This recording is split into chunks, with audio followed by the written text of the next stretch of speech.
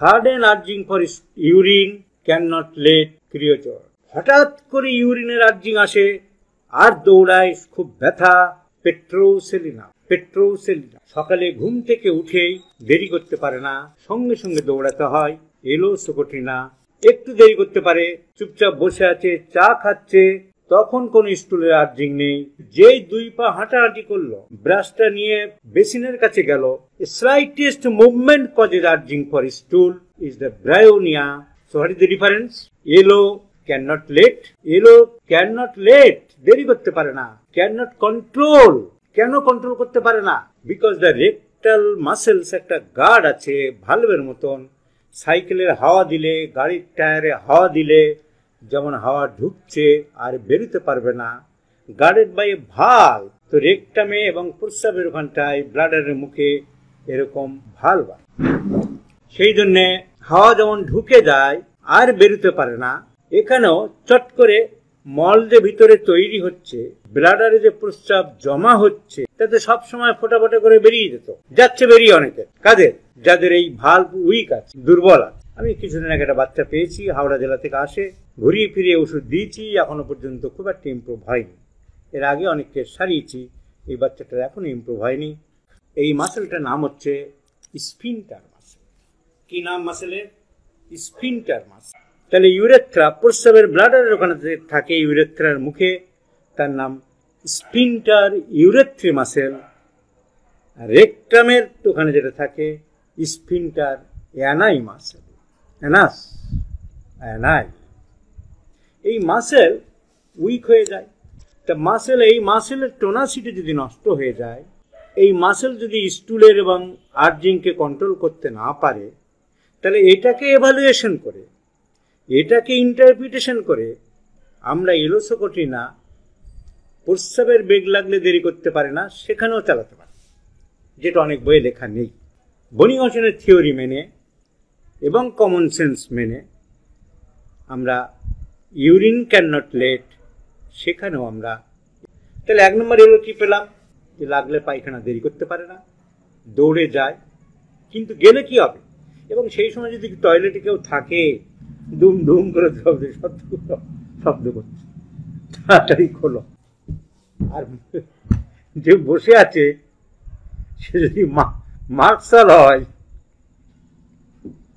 কারণ মার্কশাল উঠতে চায় না। মার্কশাল গ্রেট টেনিস মাস, মনে আরেকটু হবে, আরেকটু হবে। আর নাক্সবাম দৌড়ে যায়, হঠাৎ আর্জিং হয়, কিন্তু বেশি হয় না,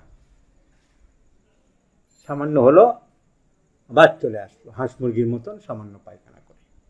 তাহলে 3টে ওষুধের ডিফারেন্সিয়েট বুঝিয়ে দিলাম, এলো, মার্কশাল অ্যান্ড নাক্সবাম। এলো পায়খানা লাগলে, মলের বেগ হলে দেরি করতে পারে না, কিন্তু গেলে কি হবে? তার জেলি লাইক পায়খানা, স্টুলটা মল জেলি লাইক, থোকা আম জেলি টাইপের। ম্যাঙ্গো জেলি টুলে যেমন পাওয়া যায়, দুম করে কিছুটা জেলি বেরিয়ে যায়, ও চলে আসে। তার আগে যত অসুস্থ ছিল, পেটে